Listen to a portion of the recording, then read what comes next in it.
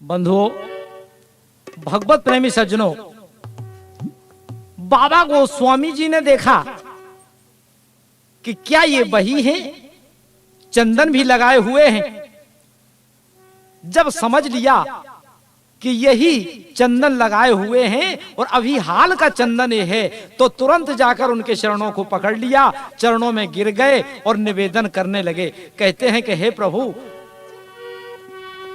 जरा देर ठहरो राम, जरा देर ठहरो राम, तमन्ना यही है। अभी हमने जी भर के देखा नहीं है, अभी हमने जी भर के देखा नहीं है।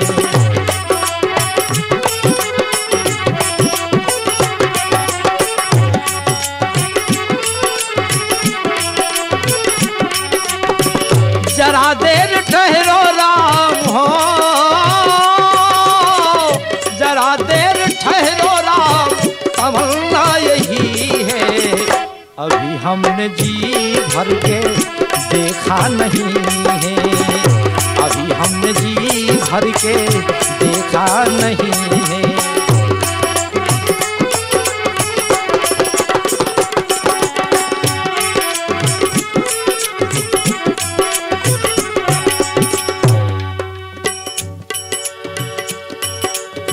जरा देर ठहरो राम, तमन्ना यही है। अभी हमने जी भर के देखा नहीं है, अभी हमने जी भर के देखा नहीं। बाबा गोस्वामी तुलसीदास जी को प्रभु के दर्शन इसी चित्रकूट में हुए। तो कहने का तात्पर्य यह है कि कामद गिरिभय राम प्रसादा, प्रभु की ऐसी कृपा। और प्रेमियों, आज प्रभु का ही प्रसाद कामता नाथ जी बांट रहे हैं, जो कि कामना नाथ में जाने से, चित्रकूट में जाने से होता क्या है, वहां पर भक्ति मिलती और उसी भक्ति का प्रसाद यहां बाबा तुलसीदास जी भी बांट रहे हैं। कैसे कि शंभु प्रसाद सुमत ही ये हुलसी,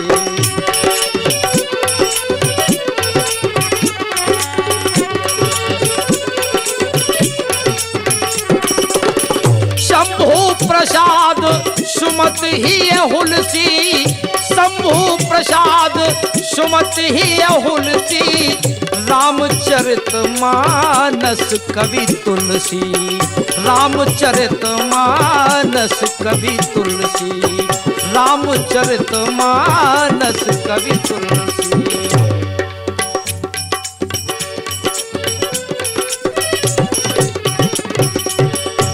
तो बंधुओं, जिस तरह बाबा गोस्वामी जी यह राम भक्ति बांट रहे हैं, इसी प्रकार कामदा नाथ जी भी यह भक्ति बांट रहे हैं, राम भक्ति बांट रहे हैं। और जो राम की भक्ति को लेने के लिए जाता है, अरे आज तो हम आप जाते हैं परिक्रमा लगाने के लिए, लेकिन परिक्रमा का महत्व नहीं समझते।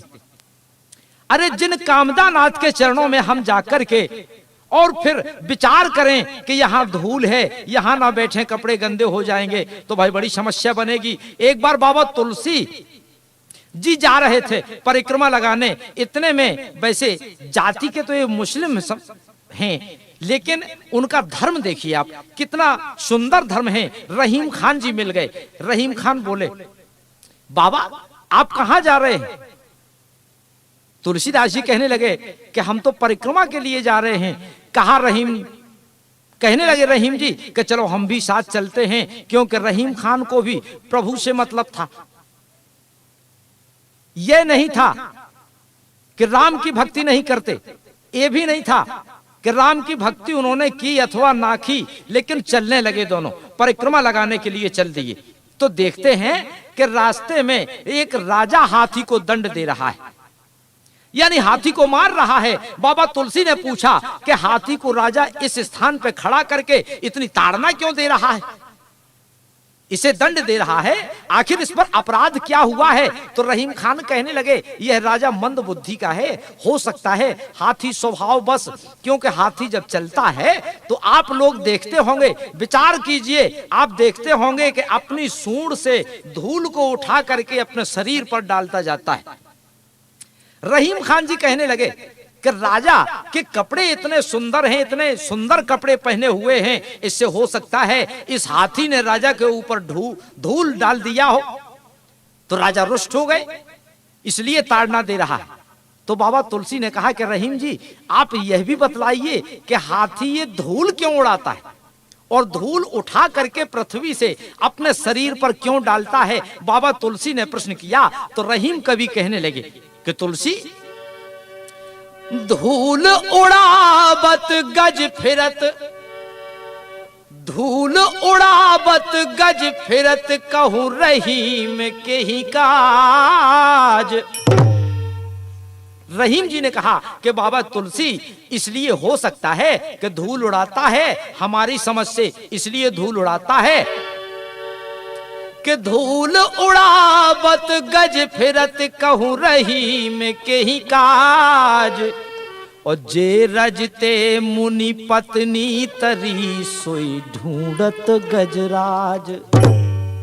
अरे जिस रज से मुनि पत्नी अहिल्या तर गई हो, ये हाथी भी धूल खोज रहा है कि हो सकता है कहीं चित्रकूट की पावन पवित्र भूमि जहां भगवान श्री राम 12 वर्षों तक रहे, वो धूल मुझे मिल जाए और मेरे शरीर पर लग जाए तो मैं भी धन्य धन्य हो जाऊंगा, मैं कृतार्थ हो जाऊंगा। ऐसे चित्रकूट की धूल की महिमा। और हम आप गए जब तक कुछ बिछाने को नहीं मिलता, कुछ बैठने को नहीं मिलता, तो बैठते नहीं है, खड़े हो जाते हैं। अरे चित्रकूट की राम रज, अरे परिक्रमा की धूल, ए उड़ उड़ परत शरीर पर, पाप हो ये सब दूर। क्योंकि धर्म प्रेमी बंधुओं, मेरे भाइयों, चित्रकूट ऐसा स्थान है, आप कहीं नहीं जाएंगे, मन को एकाग्र करने वाला, मनोकामना पूर्ति करने वाला स्थान है। कुछ संतों का मत है, कुछ संत कहते हैं कि देखिए कैसा है, क्यों कि दुनिया में झूठ अनेकों हैं, पर जटा झूठ सम झूठ नहीं। दुनिया में झूठ अनेकों हैं, पर जटा झूठ सम झूठ नहीं।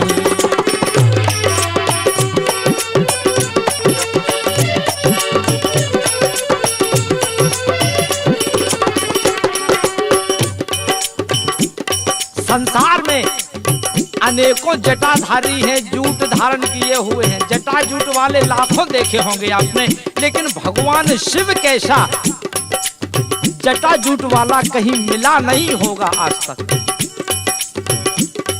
कि दुनिया में झूठ अनेकों हैं, पर जटा झूठ सम झूठ नहीं। और दुनिया में लूट अनेकों हैं, कोई संपत्ति लूट रहा है, कोई पैसा लूट रहा है। अरे लूट करते हैं लोग, दुनिया में लूट अनेकों हैं, पर राम नाम सम लूट नहीं।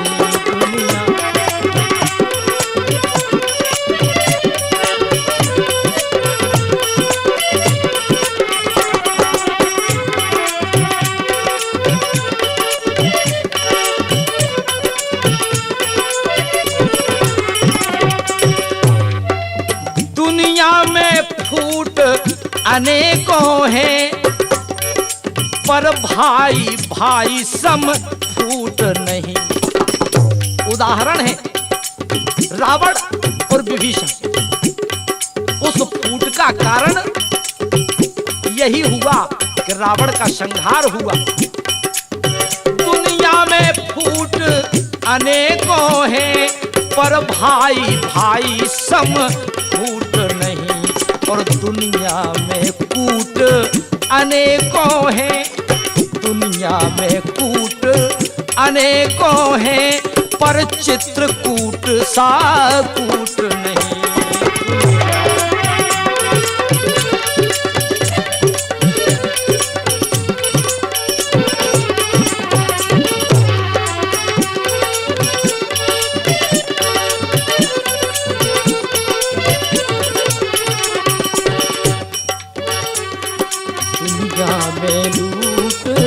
अनेकों हैं, पर राम नाम सम लूट नहीं। बंधुओं, इस संसार में महत्व किसका है?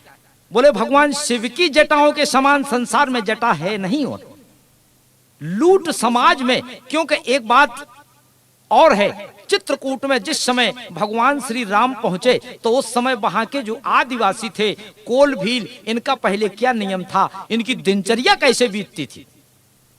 इधर उधर से चोरी करना, छीना झपटी करना, इस प्रकार अपने उधर का पालन पोषण करते थे। क्योंकि वहां के वासियों ने स्पष्ट कह दिया है, वहां के वासियों ने स्पष्ट कहा है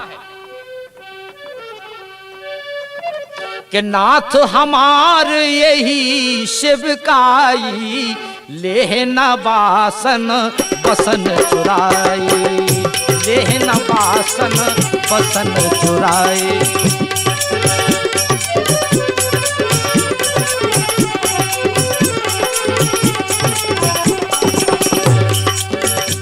हमारे श्री रामचरितमानस में पूज्यपाद प्रातः स्मरणीय गोस्वामी तुलसीदास जी ने वर्णन किया है कि नाथ हमारे यही शिवकाई, लेहना बासन बसन चुराई।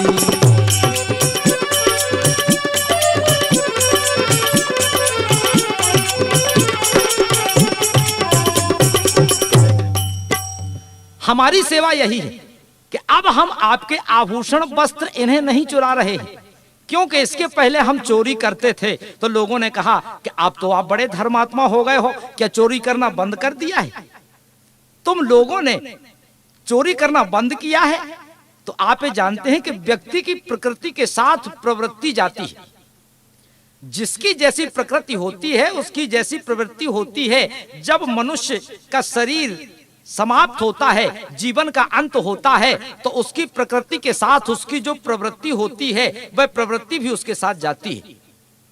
कहा कि तुम्हारी तो चोरी करने की प्रवृत्ति है, फिर चोरी करना क्यों छोड़ दिया है, झूठ बोल रहे हो। कहा महाराज चोरी करना नहीं छोड़ा है, लेकिन चोरी करने में अब अंतर हो गया है। क्यों? कि अब हमारी धारणा बदल गई है। क्यों? कि मतलब पहले हम लूट करते थे, संसार की संपत्ति की लूट करते थे, लेकिन अब हमने संतों के मुखारविंद से सुना है कि दुनिया में फूट अनेकों हैं, पर भाई भाई सम फूट नहीं। दुनिया में जूट अनेकों हैं, पर जटा जूट सम जूट नहीं। दुनिया में कूट अनेकों हैं, पर चित्रकूट सम कूट नहीं। दुनिया में लूट अनेकों हैं, पर राम नाम सम। हमने जब देखा कि ऐसी लूट जो राम नाम की लूट है, ये लूट यदि जीवन पर आ जाए तो संसार की लूट मार से अपने को क्या मतलब, संसार की लूट मार तो बंद हो जाएगी। तो अब हम प्रभु का प्रेम लूट रहे हैं। ऐसे आदिवासी वहां के चित्रकूट में वास करने वाले, लेकिन जिनके जीवन की धारा बदल गई, आज उसी चित्रकूट में हम जाते हैं, लेकिन हमारे मन की धारा नहीं बदलती, मन के विचार नहीं बदलते। क्योंकि हम अपने आप को देख रहे हैं, अपने कपड़ों को देख रहे हैं, अपने आभूषणों को देख रहे हैं, अपने व्यक्तित्व को देख रहे हैं। क्यों? कि जब तक जीव के ऊपर ये वासना रहती है कि मैं बहुत सुंदर हूं, मेरे कपड़े बहुत सुंदर हैं, मैं बड़ा ज्ञानी हूं, संतों महात्माओं के पास बैठने की क्या आवश्यकता है, सत्संग करने की जरूरत क्या है, मैं तो खुद इतना समझदार हूं। कहा है कि नर कपड़न ते डरत है, नर कपड़न ते नाही, और नर कपड़न ते ना डरे तो नरक पड़न को नाही। आप समझ रहे होंगे कि नर कपड़ों से डरता है लेकिन नरक पड़न ते नाही, नरक जाने से नहीं डरता है, केवल कपड़े खराब ना हो जाए। यदि हम चित्रकूट में ऐसी पावन भूमि में जाते हैं और फिर भी हम अपने कपड़ों को डरते हैं, हम डरेंगे तो नरक में तो जाना ही पड़ेगा। यदि हम अपने कपड़ों से ना डरें, अपने कपड़ों से ना डरें तो समझ लो कि मनुष्य का बेड़ा पार हो जाएगा।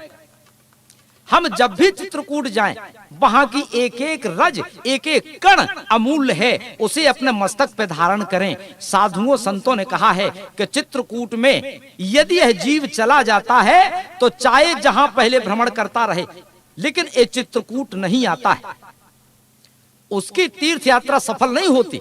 क्योंकि यदि उधर तीर्थों के राजा प्रयाग हैं तो इधर के राजा प्रयाग की जगह एक राघव प्रयाग हैं। क्योंकि जिस समय तीर्थों के राजा प्रयाग को सभी लोगों ने बढ़ाई दे दी, आप तो तीर्थों के राजा हैं, तीर्थराज को अहंकार हो गया कि हम तो तीर्थराज हैं, समस्त तीर्थों के राजा हैं। इतने में नारद जी मिले, एक दिन बोले आपको अहंकार हो गया है, क्यों? हम तो समस्त तीर्थों के राजा हैं।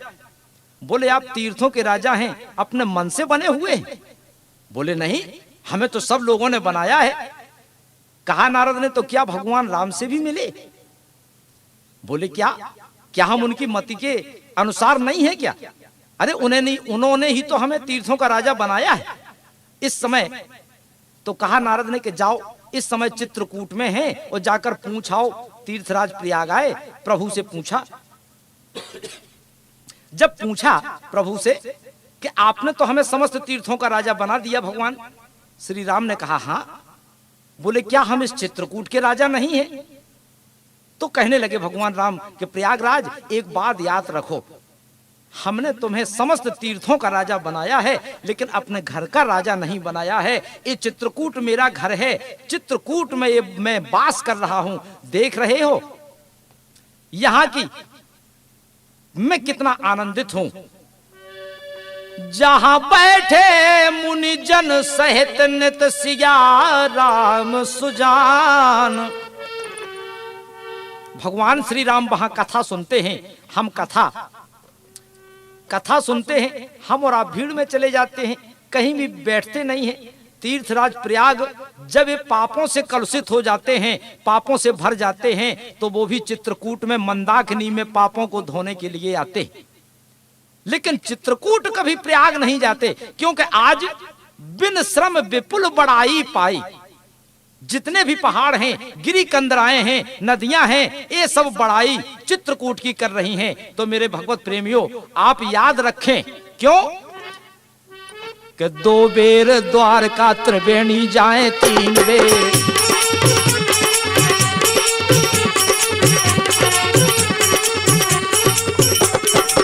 2 बेर द्वारका त्रिवेणी जाए 3 बेर। 4 बेर जाए सुत करहु पग धाये से। 4 बेर जाए सुत करहु पग धाये से।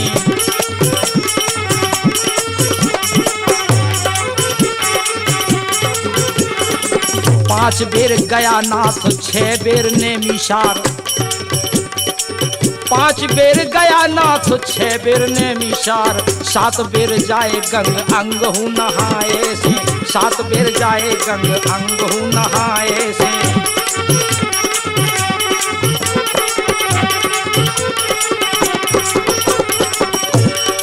जितने फल होत कोट केस स्नान किए। जितने फल होत कोट केस स्नान किए। उतने फल होत श्री चित्रकूट आए से। उतने फल होत श्री चित्रकूट आए से।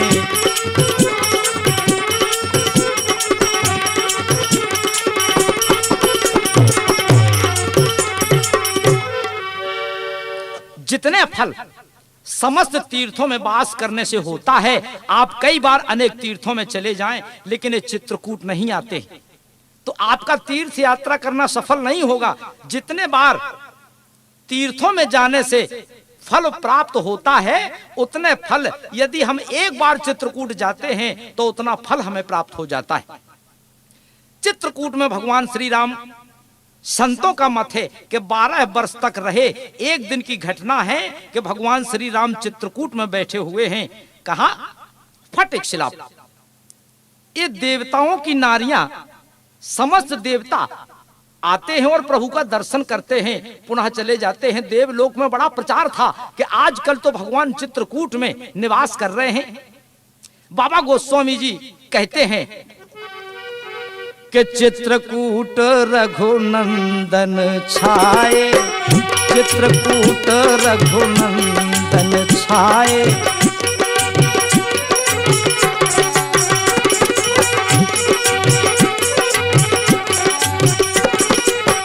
चित्रकूट रघुनंदन छाए,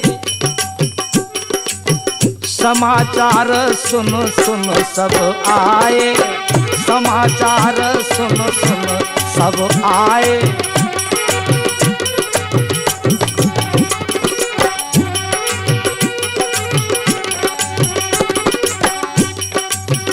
देवताओं ने सुना तो देवताओं ने किसका वेश बनाया?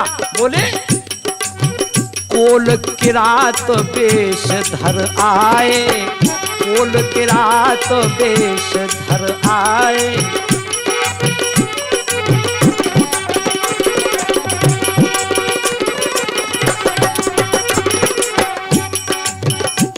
भक्तों का भगवान के दर्शन करने के लिए अब तांता लगा हुआ है। यहाँ तक कि कोल भील आदिवासी का सब वेश बनाया और वहां सुंदर तृणकों की कुटिया सजाकर पुनः प्रभु के दर्शन करके चले गए। तो भगवान श्री राम की प्रशंसा देवताओं के राजा इंद्र के पुत्र जयंत ने सुनी। बोले भगवान आए, भगवान आए। सारे देवलोक में प्रचार हो रहा है, भगवान आए हैं, भगवान आए हैं चित्रकूट में। सोचा मैं भी जाकर देखूं। उस समय फटिक शिला के समीप जयंत आया तो जयंत क्या देखता है? क्योंकि चित्रकूट में बड़ी सुंदर लीला की। मर्यादा पुरुषोत्तम भगवान राम ने बहुत सुंदर लीला की। यहाँ हमारे बाबा पूज्यपाद गोस्वामी तुलसीदास जी लिखते हैं, क्यों? एक बार चुन कुसुम सुहाए, एक बार चुन कुसुम सुहाए, निज कर भूषण राम बनाए।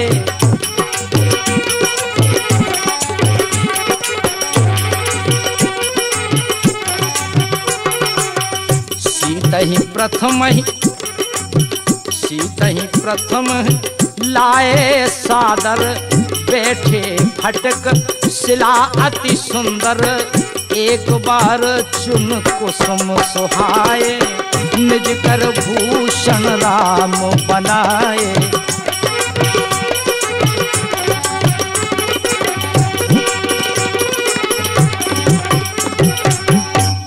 जिस समय उस फटिक शिला पे भगवान श्री राम मां जानकी का श्रृंगार कर रहे थे, जयंत ने देखा। बोले कि ये ब्रह्म है, ये तो भगवान हो ही नहीं सकते हैं, जिनकी बड़ी प्रशंसा देवताओं ने की। लेकिन हमें तो दिख रहा है कि यह कोई कामी व्यक्ति है जो अपनी नारी का श्रृंगार अपने हाथों से कर रहा हो। इसी चित्रकूट में यह भी घटना हुई कि देवताओं के पुत्र जयंत, जो ऐसे महान देवता के इंद्र का पुत्र होते हुए भी उसे मोह हो गया और कहा मैं नहीं मान सकता कि ये ब्रह्म है। उसने क्या किया? कौवे का वेश बनाया। कौवे का वेश बनाया जयंत ने कि सुरपति सुत धरबायस बेशा, ओ 60 चाहत रघुपति बल देखा। कौवे का वेश बनाया। हमारे बाबा ने तो लिखा कि कौवे ने चोंच का प्रहार मां सीता के चरणों में किया। तो क्या हुआ? भगवान राम को जब ज्ञात हुआ, बोले सीता चरण चोंच हत भागा, महामंद मति कारण भागा।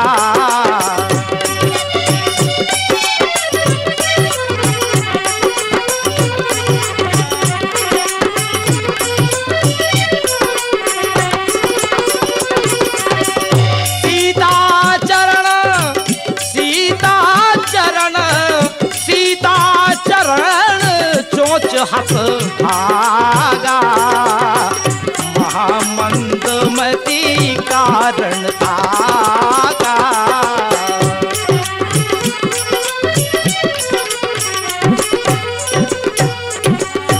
मां जानकी जी के चरणों में चोंच मारकर भगा। इतने में प्रभु ने सोचा कि यह हमारे प्रभाव को देखने आया है कि हम कौन हैं। तो भगवान श्री राम ने एक सीख का बाण उसके पीछे लगा दिया। यहाँ तक कि देवताओं के राजा इंद्र का पुत्र हर जगह जाता है, हर जगह गया, लेकिन उससे किसी ने यह भी नहीं कहा कि आओ बैठ जाओ, क्योंकि जब ये जीव परमात्मा से विरोध करता है, परमात्मा को परमात्मा नहीं समझता है, अपने अहंकार के कारण कि जो हम हैं सो कोई है नहीं, फिर उसकी कोई रक्षा करने वाला मिलता नहीं है, उसकी रक्षा कोई नहीं कर सकता है। जब अपने माता पिता के, अपने परिवार सगे संबंधियों के पास भी उनकी रक्षा नहीं हो सकती है। जयंत ने अब असली रूप बनाया। क्यों कि धर निज रूप गयो पितु पाही,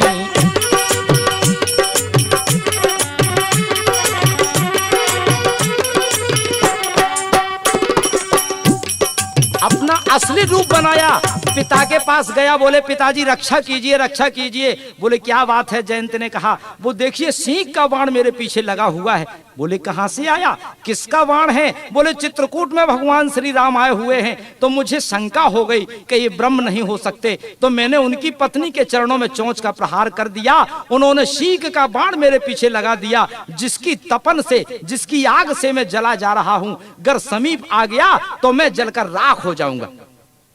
हे पिताजी मेरी रक्षा कीजिए। चलो, लेकिन पिताजी ने कह दिया कि चल हट यहां से निकल।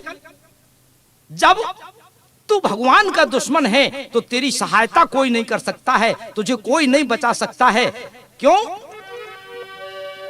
काहू न बैठन, काहू बैठन कहा न होही, राख को सकई राम कर दोही।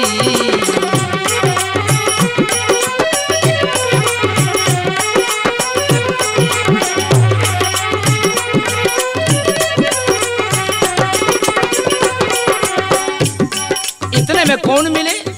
जब किसी ने बैठने तक के लिए नहीं पूछा तो एक संत मिले। और संत कौन मिले? नारद जी।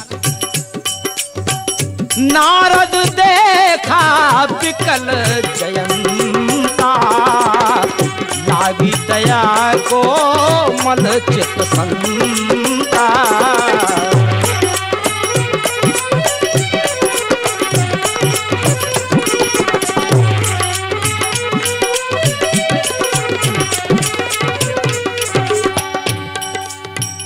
देवर्षि नारद ने देखा, नारद जी को कहा गया है संत, संत नहीं संता नारद जी को कहा गया है। जरा इस पर भी थोड़ा विचार करें प्रेमियों। रामचरितमानस में कुछ ऐसे स्थान हैं जहां बाबा की लेखनी ने संत की जगह संता कह दिया। संता का बाबा गोस्वामी जी ने उदाहरण दिया कि मैंने सबको नहीं कहा संता। रामचरितमानस में केवल 4 जगह प्रसंग आया है। एक तो नारद जी महान संत नहीं संता है, और दूसरे अब मोहि भा भरोस हनुमंता, बिन हरि कृपा मिले नहीं संता।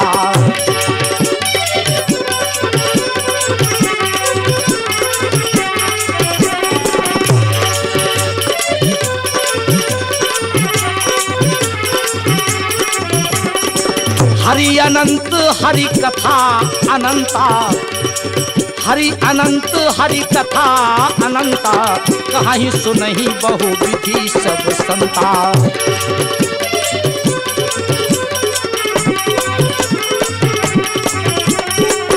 और कौन?